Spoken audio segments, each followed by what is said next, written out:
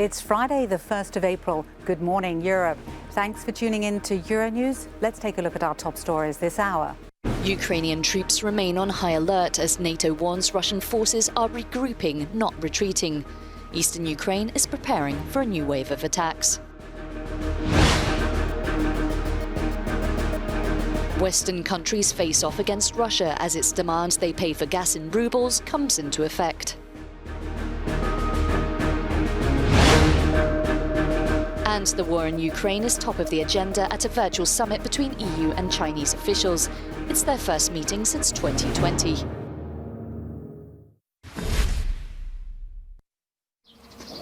Ukrainian troops remain ready to resist attacks, as authorities say they are skeptical about Russia's promise to retreat from the Kyiv region. NATO has warned that Russian troops are just regrouping, and Kyiv fears a harsh new wave of attacks on the eastern part of the country.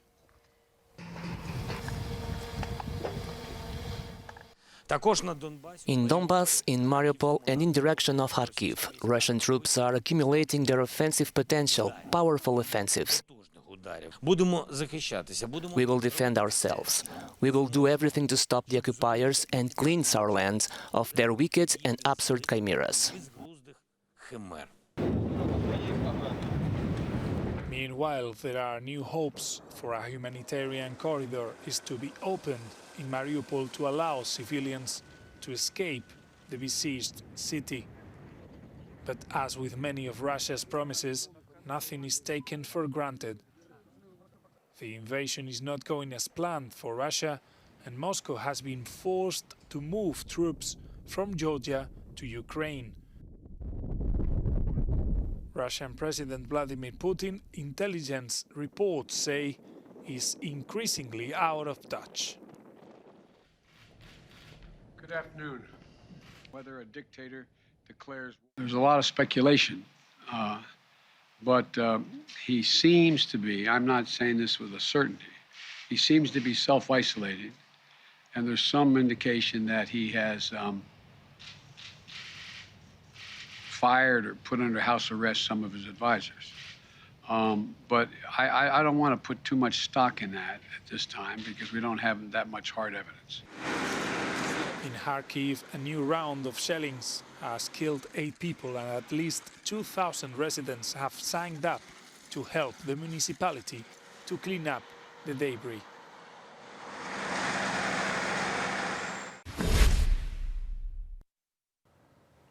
Russian forces in Ukraine are not withdrawing but regrouping, said NATO Secretary General Jens Stoltenberg.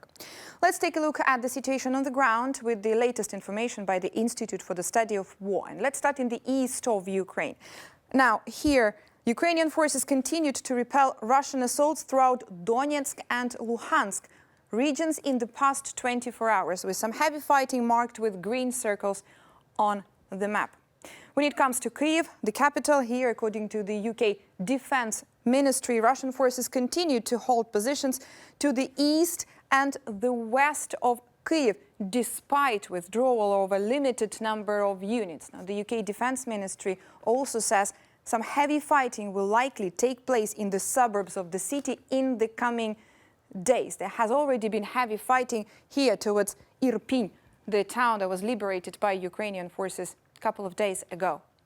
And now to the besieged city of Mariupol on the Azov Sea coast. This is the southeast of Ukraine.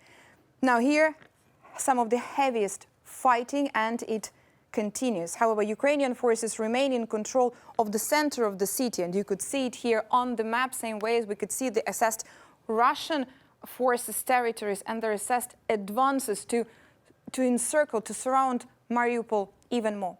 According to the UK Defense Ministry in the intelligence update, Mariupol is the key objective of Russian forces in Ukraine. Meanwhile, Volodymyr Zelensky also said that Ukraine is bracing for a new Russian offensive in the east.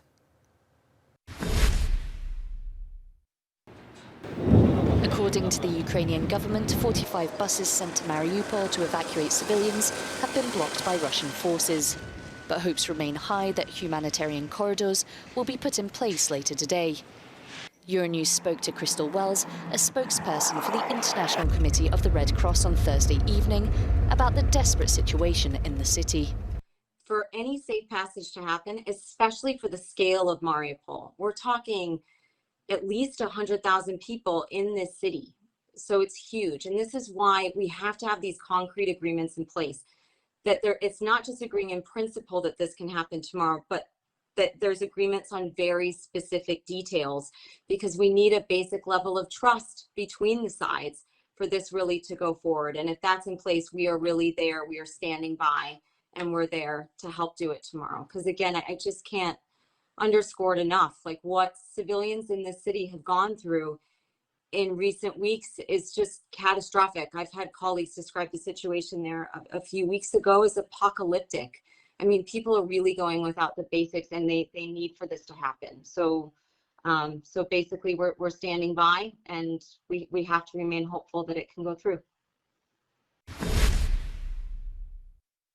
German Chancellor Olaf Scholz has rejected the Kremlin's ruling that Russian gas must be paid in rubles.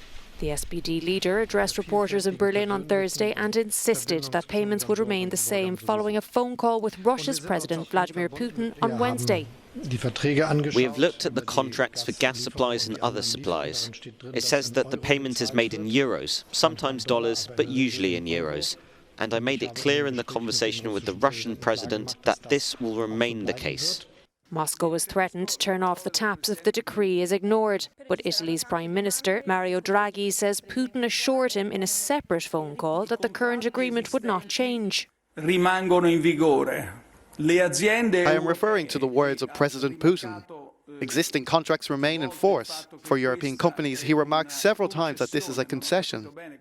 I did not understand it well, but it is a regulation that applies only to European companies, only to European member states. They will continue to pay in euros or dollars. While French Economy Minister Bruno Le Maire has announced that France and Germany are planning for a possible halt in Russian gas supplies, he also refuted the new terms. We don't accept payment of the gas contracts in a different currency to the one agreed in the contract. But the minister has stressed that Germany is preparing for all scenarios.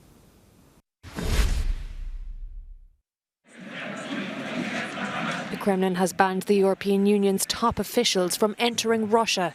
The move announced by the Foreign Ministry is in retaliation to the bloc's raft of crippling sanctions following President Putin's invasion of Ukraine. The President of the European Commission, Ursula von der Leyen, a number of EU commissioners, members of Parliament and representatives from some EU member states are all on the blacklist. Sergei Lavrov's ministry claims the EU not only forced relations with Russia into a dead end, but also affected the well-being and security of its own citizens. The announcement comes before Friday's virtual EU-China summit, where Brussels will urge Beijing to condemn Moscow's actions. Of the world economy. Almost all Western social media sites have been blocked in Russia, the likes of Facebook and Instagram in particular.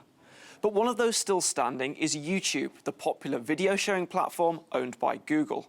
However, YouTube is now also in the firing line, facing severe fines from Russia's state media watchdog.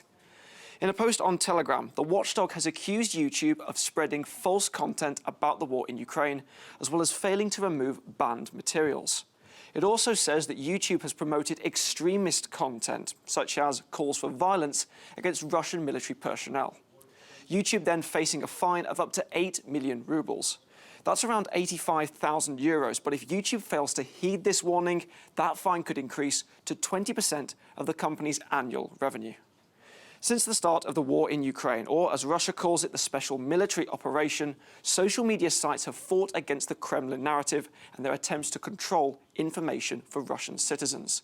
YouTube, for one, has blocked a number of Russian state media channels, the likes of RT and Sputnik, while at the same time it has been accused by Moscow of extremist activities and threatening the lives of Russian citizens. But so far it has withstood this outright ban on its services because around 75% of the Russian population use YouTube regularly, an indication then of why it has withstood the Kremlin pressure on independent media. For example, Wikipedia is the latest to face pressure from Russia's state media watchdog. But when it comes to YouTube, Helena, and amid this information crackdown from Western authorities, you can see how for millions of people it has effectively become an information lifeline for independent facts about the war in Ukraine as Moscow continues to try and control the narrative.